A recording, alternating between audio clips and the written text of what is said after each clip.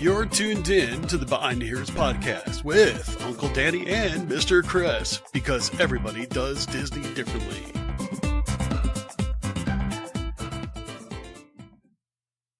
The Behind the Ears podcast crew would like to thank the following sponsors for their generous support. Expedition Roasters is the artisanal roaster of specialty Disney-inspired coffees. Why not brew some of the magic at your home? Some of our coffees include Skipper's Brew, Ghoulish Delight, Enchanted Tiki Coconut, Redhead Rum, and many other unique roasts. Our coffees are certified gluten and allergen-free and feature unique custom artwork by guest artists. Expedition Roasters offers an adventure in every bag. So start your adventure today by visiting us online at expeditionroasters.com. That's expeditionroasters.com. And Behind the Ears listeners, be sure to take advantage of this exclusive offer and save 20% on your first purchase with code EARS20. That's EARS20 at expeditionroasters.com. Brew your happy place. Do you have a little one and don't want to bring your stroller from home? Have you destroyed a stroller in the past from all the wear and tear from a Disney vacation? Well, Kingdom Strollers is a great place to rent a great quality stroller at a reasonable price. Kingdom Strollers is a Disney-featured stroller provider, which means they will be delivered right to your resort, even if you're not there. Same thing for picking it up at the end of your trip. So if you're in need of an affordable stroller rental during your next Orlando trip, consider renting from a Disney-trusted stroller company. Visit kingdomstrollers.com for more information. Welcome back, everybody, and thank you for tuning in to another episode of Behind the Ears podcast. I am Uncle Danny, the man with the shades, the man with the plan. That is Mr. Chris, sir. How are you? I'm glad you think I have a plan. Considering the fact we just made our plan up 2 minutes ago. Oh, not that. It was 2.5 minutes ago. Maybe even 3. So, let's just jump right into it because it is Thursday night. We've been doing a lot of pumping out to you guys what we were going to do. We haven't had one of these days in a while where we're like, you know what? Let's do some news and let's kind of open up the floor to everybody to, get some discussions going. So first off, thank you all for joining us here on Behind the Ears podcast.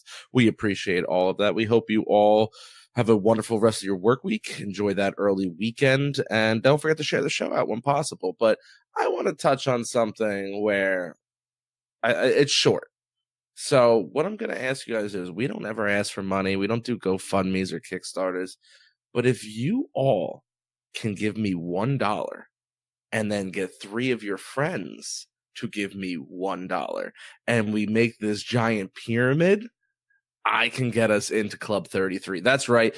Club 33 memberships are now available for Walt Disney World, but they're only on sale to Golden Oak residents as of right now. It'll open up to the general public, which when I say general public, it means it's just going to be a 30-year waiting list because that's just how it goes.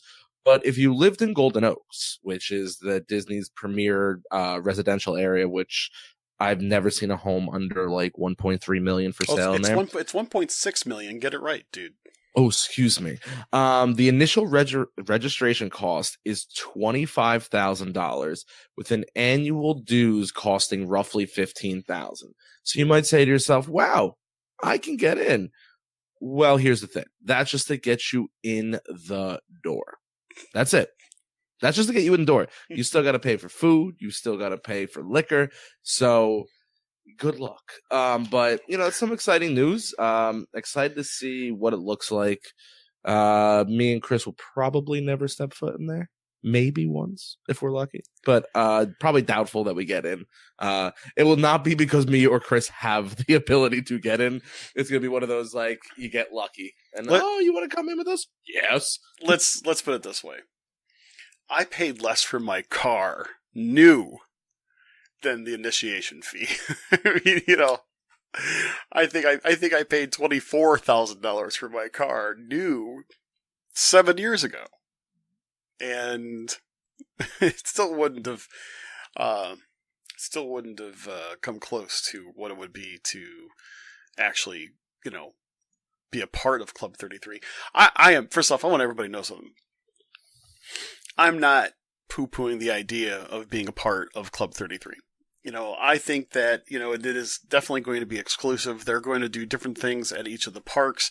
Um, I think for those that could afford it, they're going to probably be using it not necessarily as a, you know, as something somewhere where they're going to go on vacation. These are people that are in business that have very lucrative businesses. They're going to use it to entertain. They're going to use it to, take business associates, business partners, clients, that sort of thing. And that is exactly one of those things where, that has to be the clientele for it. It's not going to be, Joe Guest going. Now, would I love to go there and try it out? Absolutely. I would love to. But believe it or not, it's on a different bucket list. And it's that bucket list of, things that there's probably a snowball's chance in Hades that I get to do. But I would still love to do it if I was given a chance. And I would super appreciate it. But, it's one of those things. The only reason this really interests me, the Club 33 is so exclusive over at Disneyland. The original, there's only one. That's it. There's just one, nothing else. There has been a lot of talks that there's going to be 4 in Walt Disney World. Mm-hmm. So, I understand, Disneyland is geared towards locals and, that's the genre. Disney World is more for travelers and things like that. But, what is Disneyland? Doesn't it fit inside of Epcot, the World Showcase? Yeah, no, it actually fits inside of the lagoon. Exactly. So you're talking about 4 parks. I think they really hit it on the head. Now, that's if they could fill all 4 of these, get solid memberships. But what it does is it also opens it up for more people. The more people, the better chance you might run into somebody and be like, hey, you want to come to Club 33? I think you're right in the aspect of it's going to be probably a lot more businesses than residentials. But they are talking about, where everybody was taking pictures, where I was taking pictures, the Adventureland veranda over in Magic Kingdom seems to be they haven't announced it. It just would make sense. It would be going there. They're talking about the upstairs lounge at the American Adventure in Epcot, but I've also heard that they were considering that as a Chase lounge for Chase card members. So take that for, none of this is confirmed. Right. They're also talking about the Catwalk Bar at Disney's Hollywood Studios, which... Where is that? I read that and I couldn't picture it for some reason. Where was it? I literally can see it. I'm just trying to put it on a map. Maybe I'm silly for even asking the question because it's like it's here. I'm gonna have to look it up. Behind it. Really? It's not there anymore. Well, okay. Maybe that's what I'm thinking. Yeah, it's kind of like one of those weird, it's tucked away things. And then lastly is they're talking about the back room at Tiffin's in Disney's Animal Kingdom. But literally, as I pulled up the catwalk, it says, many years ago, guests at the Disney's MGM Studios can enjoy a drink high above a soundstage in the Catwalk Bar, an elevated establishment located above the soundstage restaurant. The bar was closed along with the soundstage restaurant in late 1990s to make way for the various Disney Junior shows that have occupied the space since. The Catwalk Bar might be returning for some fun, with Club 33 announcing they would like to open up locations in Disney World theme park. The soundstage restaurant seems like a good location. It's elevated and relatively private, connected to the kitchen of the signature dining experience in the Brown Derby. I was right. Haha. Would you look at that? I did something right for it. It happens once in a while. But, okay, so... I think actually they're going to have a hit on their hands. Okay, it's going to sell out. There's going to be, a list that's going to be years long and so on. I have no doubt in my mind, and I don't have a problem with it. I really don't. I think it's going to be really kind of neat. It's going to be a neat offering. Again, this is just one of those things where, we may not necessarily get to that point where we're going to be entertaining guests there as a part of our business. But you know what? What do you mean?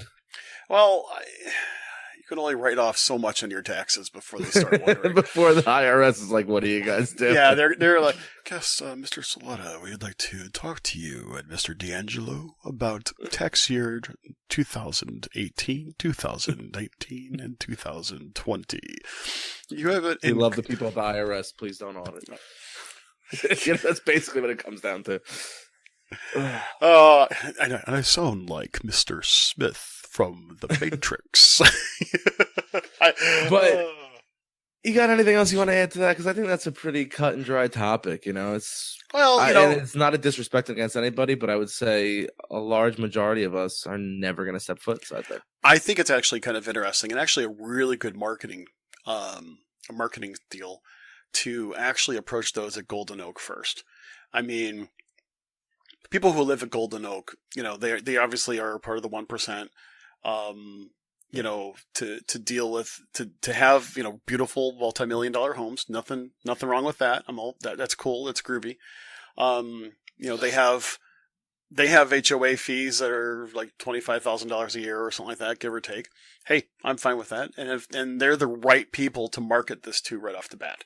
And I think that's such a great near captive audience for Disney. It's like, hey, you're part of Golden Oak. Now let's give you an exclusive experience at the parks too. I just think that's good business for Disney. It seems to make sense, and it's also going to cause a lot of buzz among the business community. People who live there are going to talk about that with their cohorts and so on and so forth. It's going to be a big thing. Yeah.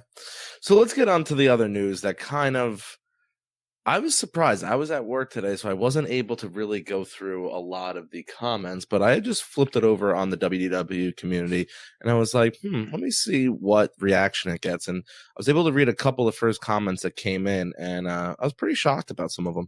But Disney has announced that they will be launching those minivans. Now, instead of going from point to point, it's going to be going to the airport. Now, here's the setup. It's going to run from 9 a.m. to midnight. The only people who could use it right now, and this is what a lot of people are missing, it can only be used at the boardwalk, and you have to be club level members at the boardwalk. I didn't see the part about club level. Yeah, I pulled up the article, and right here at the bottom, it says, starting with Disney's Boardwalk, concierge guests only may visit the resort club level concierge to book this trip. Well, so select few people are going to get it. Yeah. It's saying it can hold up to 6 people, 3 car seats for children 6 and under, and they don't say one way, but they say per trip. So it's pretty much saying one way is going to cost you $150. Now, that one way is only going from the resort to the airport. They're not talking about from the airport to, to a resort hotel, boardwalk, or otherwise. Now, whether or not that's going to change in the future, excuse me, it's going to probably to be seen. But, you talking about like ride sharing? Is that what you're getting at? No. Minivans right now, according to the article, says it's only going to be going from like the boardwalk to the airport. It's not going to provide transportation from the airport back to the resorts. Yes, because they're saying that right now there's no way to really set it up. It's like when you first get there, people don't realize this, but Leanne, no, the solid minivan, the way they have it right now, that's not going away. That's still in full effect. The way they have it set up now is when you go there, if you download Lyft, the Lyft app, it doesn't just pop up. You have to actually go to a front desk. They give you a code, and then the minivan section pops up. Right. People aren't realizing that. There's a lot of people I've talked to that said, hey, I was in Disney. I went to go use it, and it didn't pop up. I'm like, you got to go to a front desk. That was never portrayed by people like Chris and myself, to people in the media, and Disney itself giving you guys the information. No one knew about this until literally I had to walk up to the front desk and be like, why can't I find a minivan anywhere? You had some very good points, so I'm going to turn it over to you, and I want you to discuss some of that, the luggage situation, things you were talking about on the community today. Yeah, I mean, it's kind of interesting because, right now, the minivans themselves, you can fit 6 people. It's basically 3 people in the back seat, then there's 2 in the middle, because there's like captain's chairs in the middle of how they're configured, and then 1 person up sitting shotgun next to the driver. And the thing of it is, here's how I see it. And this is kind of from a conversation with Brian Socha, who's one of our listeners. So he brought up a really good point. He goes, this is a really good thing that, and he was kind of saying this, and I bet you any money he didn't see the club level requirement either. But if it moves out that anybody can use it, it would be great for conventioners. That maybe you have 3, 4, 5 people that need a ride to the airport. And instead of all getting an Uber or something like that, they all just chip in for a minivan. Well, here's the thing. If you're fitting 4 or 5 people, plus each person has, say, a small Pullman suitcase, plus, say, a purse or a laptop bag, it's going to be cramped inside of a Traverse. A Traverse is a it's a good sized SUV. Love the vehicle. It's a very nice vehicle. But would you say it's like a mid-size, like a Lincoln MKT, or a little bit bigger? Yeah, I'm going to say it's a little bit bigger. I mean, it's interesting because it's about the same size as my Trailblazer in the sense of internal and external dimensions. It's a little bit different, but about the equivalent to my Trailblazer. Now, so I kind of using that as my example. The thing of it is that if you try to fit that many people, you're never going to get that many suitcases in there without like having to fold one of the seats down at least. Mm-hmm. You're not going to be able to get 6 people in there with 6 suitcases, 6 laptop bags type of thing. That's just too much. But if you're a family of 4 or 5, there's a pretty good chance that the way that you are traveling is going to be different. You're going to have 1 or 2 big suitcases. You're going to have a couple small carry-on bags for the kids. You may have an extra bag or something like that for your souvenirs. That will actually work out quite well. They may have to take out the car seats, in order, because they're not going to really be able to store those car seats while you're trying to take your luggage too. There are going to be some limitations to what the minivans can actually do and take. And, if you want to spend $150 for a single family of 4 or 5, that's definitely, it's a premium offering.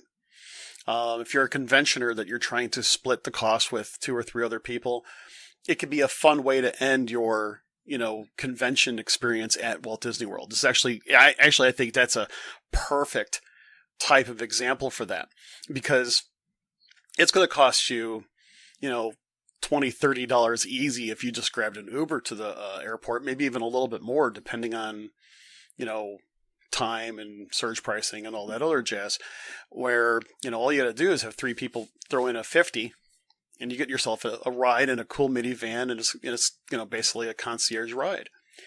The thing is this, you still got to get to the airport within a reasonable period of time. People were complaining about the 4-hour lead time DME was doing. Okay, I understand. People were still complaining about the 3-hour DME lead time that they've come back to.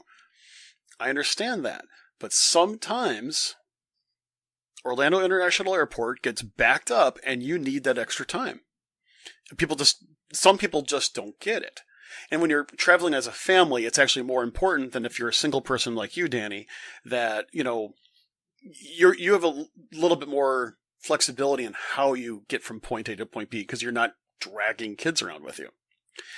So the thing is that if you think that you're going to take the minivan in order to save a whole bunch of time, I doubt that is going to be the case. You're doing it because you want a concierge, you want a concierge experience to the airport. So, Trish had said there's going to be a lot of room in these because they're using the ones that are going to be equipped with the ECVs. So you people who need them can use them. So what I did real quick is, if you wanted to get an Uber XL, which is it's usually like a Suburban, from the Orlando airport to the Boardwalk Villas, depending on peak, you're looking anywhere from $46 to $57, not counting gratuity. And you're also got to understand there's a time that there could be, higher prices. Surge pricing. So if we went to, because I thought it was more of a mid-size SUV, that's why I asked about the Lincoln. But if it's not going to be the Lincoln, say we went for like a Suburban, I can get you a luxury Suburban or similar that fits up to 6 adults, round trip, $196. Or if you wanted one like a mini van, like a Toyota Sienna, you're looking about $175 round trip.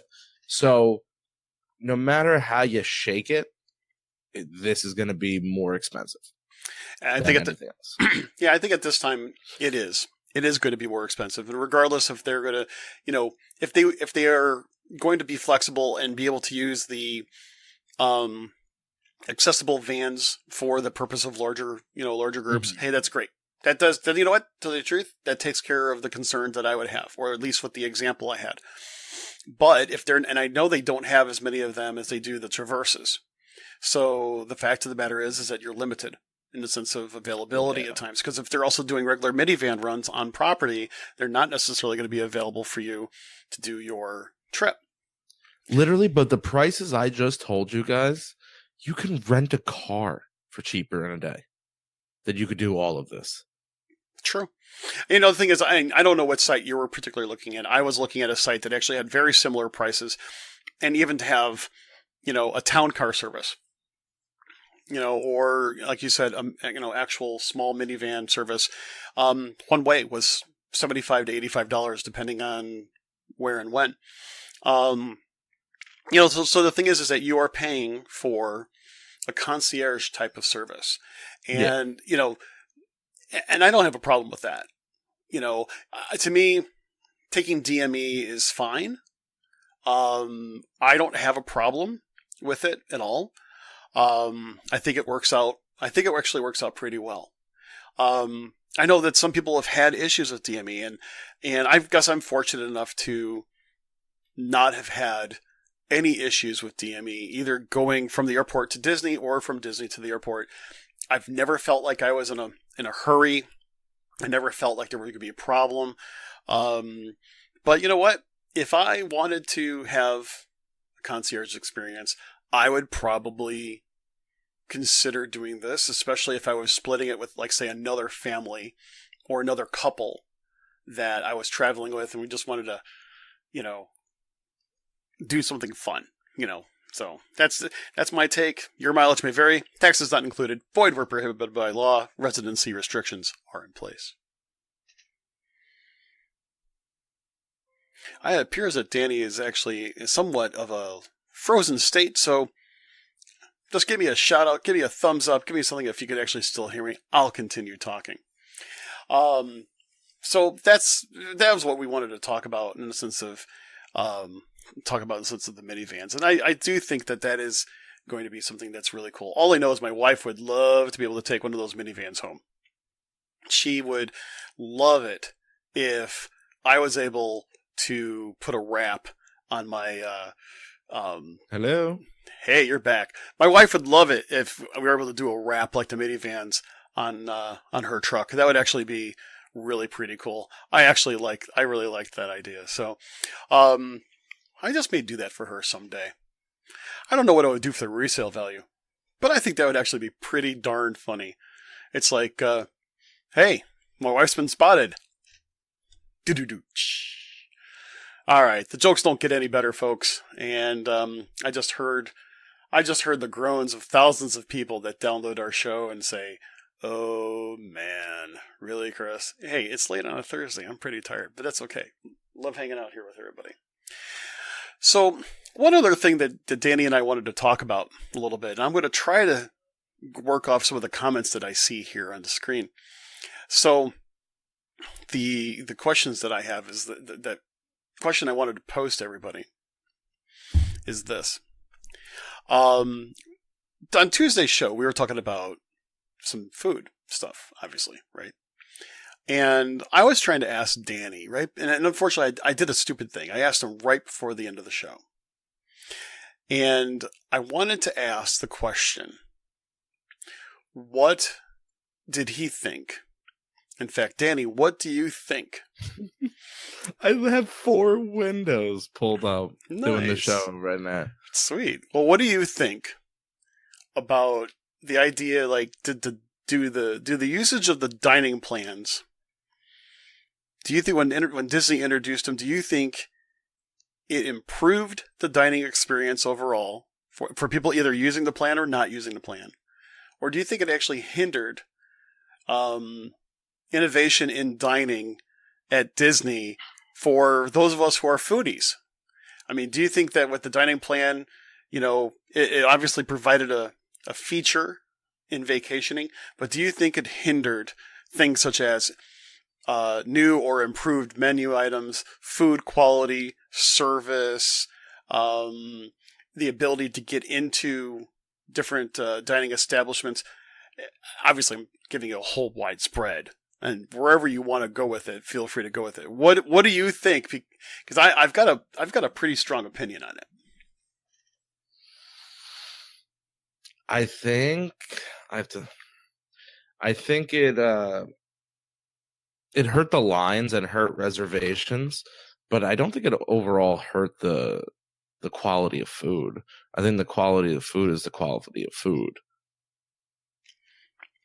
So you leaned in like you wanted to say something. No, I didn't. But I mean, go ahead and finish what you were saying on that. To get into some of these signature dining places, I think it's way harder now than it used to be, because you have an influx of people that wouldn't normally want to pay the prices to get into them. Now that they can use multiple points or credits to get in there, they're taking shots and they're going to these places more often compared to what it used to be. I think the food overall, it is what it is. I think maybe if you're talking quick service, I could see it being harder because there's bigger turnaround. I will say this, over the years, I've seen less and less people bringing food in than I've ever seen before. I used to see it all the time, and not that I don't see it, I just feel like I don't see it as much anymore. That's actually a pretty good point about it. I mean, I don't think I've really paid too much attention to it. The thing of it is that sorry. My bad. That's okay. What I was saying before I was booted into the green room, I think it's kind of interesting because when the dining plan first came out, it was an extraordinarily good value. Dessert, entree, non-alcoholic beverages, appetizer, and gratuity, all rolled up into one. And yeah, you saved a ton of cash. Then they fine-tuned it over the past decade or so. And some places, some people have said that the food quality, they think, it's actually gone down. Even at the same place that they have frequented, that they have frequented multiple times. Like even we talked on Tuesday when we were going over some of the menu items between Captain Cook's and the Contempo Cafe. There are some things that I know I've had in the past that are not on those menus anymore. Mm-hmm. Why? Those were good things. Some people have just said that the dining plans have ruined it. I don't necessarily think that they've ruined it, but I'm always curious when I hear someone talk about, is it the plan that made it worse? Is it other cost-cutting techniques that have made it worse? I always try to ask people, what went wrong, and they can't ever give me a definitive answer. Someone would say, I went to Le Cellier. It's always been one of my favorites. I don't think it's as good anymore. And then they leave a conversation. It's like, hello, vague book much? It's like, why don't you tell me a little bit about why you thought, the quality was bad, and did you say something to, the people there to let them know that this just wasn't up to par? I don't know what's going on, and I'm having a hard time getting real subjective information of what people have thought. So that's my 2 cents. So, let's see. I'm going to try to read some of the comments here. I really want to have an idea of what you, our viewing audience, actually has to say. Ron basically made a comment regarding how Be Our Guest was, definitely, has dropped in quality. Brian thinks it's been on the decline for a while. Christine's like, I'd rather have downhill food at Disney. Mary also basically mentioned, I hate the complaining when people haven't done anything about it. I kind of have to agree. I mean, people sometimes complain for the sake of complaining, and I'm not into that. If you're going to complain about something, especially food, I mean, some people have said, what should I do? And this is like after they've already come home. I said, well, you know what? The thing that you need to do if you're having a bad meal at Disney is to deal with it while you're there having the bad meal at Disney. There's really no way for Disney to really fix things unless you tell them. And, Mary basically just said that too. So I know people don't really want to complain while they're on vacation or they feel like they have a time crunch. I'll be honest with you. It takes 3 or 4 minutes to ask for, a team lead, a supervisor, just to bring something up.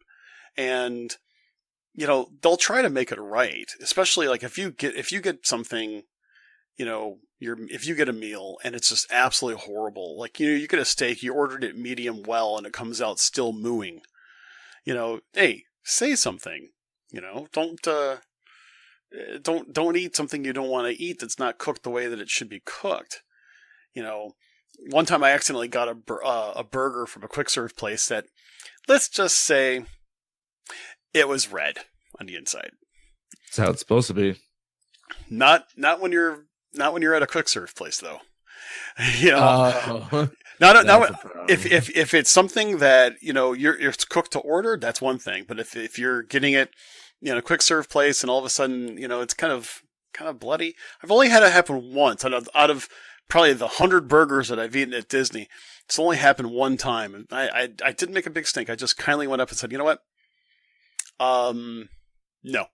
And I said, this is obviously way underdone. And they're like, oh, we're so sorry. And they actually gave me a new burger. They gave me my money back. I think they even threw in another dessert or something like that. They made it right, and I didn't have to make a stink over it. Do you know how to fix all these problems? What's that? See at Disney Springs.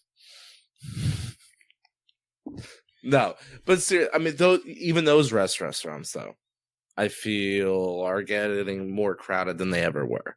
But at the same time, as the dining plan, I'm sorry, there's a really bad echo on the headset. So, with the dining plan expanding, all it does though is it's giving Disney more opportunities to open up more signature dining. Go back 10 years ago, and I would love to do a blog about this. Look at the signature dining 10 years ago compared to what it is now.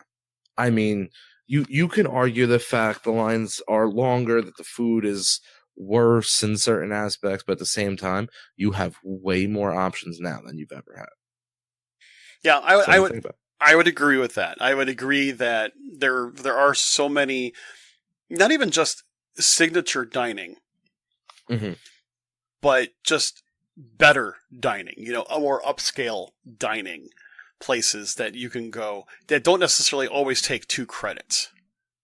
There are some really good places, and there are some places that I'm sure I don't even know about, but I know they've stepped up their game in a sense of offers and options. And you know what? I think that some of the downhill issues that I've seen in the past have actually gone back up. And I'm right now at the point where I do want to try some of these restaurants again, especially since I haven't been there for 3, 4, or 5 years. It's time to give them another shot. Yeah. No, I understand. And that's also another thing too, is the dining plan allows people to take that second shot at a place. If you offered me a free dinner at Coral Reef, or if I had extra points to go to Coral Reef, I would do it. But if I'm paying out of pocket, I'm a little more concerned with it. Yeah, I can definitely get it. If you have a bad experience at Disney, period, I think you need to say something and just be nice about it. I've never asked for anything, yet I've had some magic thrown my way, to provide some honest to goodness feedback. And I hate doing it. I'll admit it. I'm the first person. I just hate doing it. And, because I don't really want to complain. I'm also afraid I'm going to lose my cool. Someone's going to say something and I'm just like, you got to be kidding, right? Seriously. In the aspect of what? What would you lose your cool over? Not liking something inside the ring? Okay. I'll give a great example. Number of years ago, and this is probably nearly 10 years ago. I had a very bad experience at 50s Primetime. The service was horrible. And what I mean by horrible is that basically our server basically paid more attention to the group of 12 people that were not on the dining plan, that were ordering drinks and, all this other stuff. Pretty much, we spent 2.5 hours there. Should never spend more than an hour and 15 minutes at a typical establishment like that. And, I was trying to get the server's attention, and he kind of, he really said something in a way that was very, he said something in a way that was very, very unprofessional to me. And my wife saw that was going to trigger something in me, because I'm like, that is not what I expect. Mm-hmm. And so what really kind of pushed it over the edge is that there was no apology for the fact that he gave away our desserts to the table next to us. And then they had to remake all of our desserts. And there was no talk about, hey, I'm sorry. Hey, listen, we're going to, give you 10% off your bill or something like that, because we were on the dining plan. It didn't make any difference. And my wife, I was really frustrated. I took my kids outside. My wife's like, hold on a minute. She turned around, came back, or she went back in and asked for a supervisor. And she's like, listen, I'm going to give you 5 things that just totally made this dining experience horrible. And, it started with the server. And, my wife is in and out in 3 minutes, and they gave us back our dining credits. And, the fact of the matter is that was the first time we ever had to deal anything with a bad experience at Disney. And probably would deal with it totally differently, a whole lot better. In fact, there was one time I won't go into the details because I don't want to. It was handled so well. I won't even say what happened, but it was something that I brought it up, to the server. I said, I said what was wrong. The server immediately took care of it. Was extraordinarily apologetic. She's like, do you want to talk to the manager? I said, no, I don't need to talk to the manager. You've handled it just fine. Manager still came over, asked me if I wanted anything in return. I said, no, I just wanted you to know. He's like, well, I really super appreciate it. And that is just a great example of how it should be done. So I've learned from my Disney experiences on how to handle something that isn't quite right. Because you know what? It didn't ruin my experience.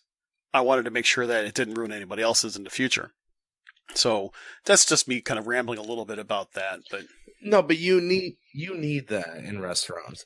It's the same aspect. Like, I was out on a date this weekend, and we got sat in the booth but there was a large party next to us that was just being rambunctious, you know, and you could tell the waitress was more geared towards seeing them because their bill's going to be way higher than ours was. Yeah.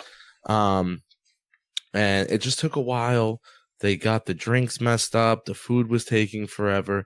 We weren't going to say anything. We were just enjoying each other's company and having a civil conversation. And, you know, the waitress came over and she gave us both a free glass of wine and just was very apologetic. And she was preemptive. It never had to get to that. And if you're in the restaurant industry, things happen. You know, you can eat certain costs. Isn't it better to go over to a table and give them a free glass of wine than it is having to comp their meal at the end of the day, or now not getting a repeat customer? Because that's all it is. You want repeat customers. Yeah, I mean, there was one time I had a horrible meal, not at Disney, but at a chain steakhouse. All of our food was just absolutely way undercooked. It was way not cool. And, you know, we brought it up to the server and said, hey, listen, this is the deal. This is just not right. She tried to make it right, but you know what happens with steak when they try to make it right? It just gets worse. Manager came over. He's like, hey, listen, we're having an off night. The meal's on us. So sorry about that. And we hope that you come back and give us another try. I said, you know what? You didn't have to pay for my meal, but I certainly appreciate, you know, the integrity that some people have. And I think Disney has actually reached that point. That if people who are civil to them, they are very, very, very civil back, and they will work with people to make sure they have a great experience. Because with the advent of social media, you don't want to necessarily have people, you know, give you bad reviews or something. And here, a great example, man. One person will say, I had a bad example at this Disney restaurant. And someone will say, hey, I have my ADR set up for that particular place. Now I don't know if I want to try it. Maybe I should change it to something else. So now all of a sudden, just because one person said it, now you have another guest that's considering going somewhere else. And the other part to it is that, you know, with some of these Disney groups that are in the thousands or in tens of thousands of people, that it gets broadcast very, very quickly. You want issues to be taken care of quickly. And I think Disney has really raised their game on dealing with issues quickly. That's kind of how I see it. No, I would be inclined to agree with you. Listen, I've had some bad experiences in Disney, but I've had way more good experiences than I've ever had bad experiences. But, you know, that's just my, you know, I know people, you know, listen, there's restaurants that I love that people go in. You have once you have a bad experience, it's hard to turn around and make it a good experience and want to go back again. That's the biggest problem. Yeah, I mean, like my example of Primetime, I want to go back. I'd really like to try it again. It may happen relatively soon. That's what I'm hoping I can do. There's also some places that said, I didn't like this place that I've actually loved. I loved Sci-Fi. People said, don't go to Sci-Fi, it's not worth it. I'm like, oh my gosh, it's a hidden gem to me. I love Sci-Fi. See, you know, and there's another thing why, you know, I thought it was average. I didn't think it was bad. I didn't think it was great. I was like, okay, cool. Now, have you ever been to Brown Derby? Years ago. It's been a really long time. Mm-hmm. Okay.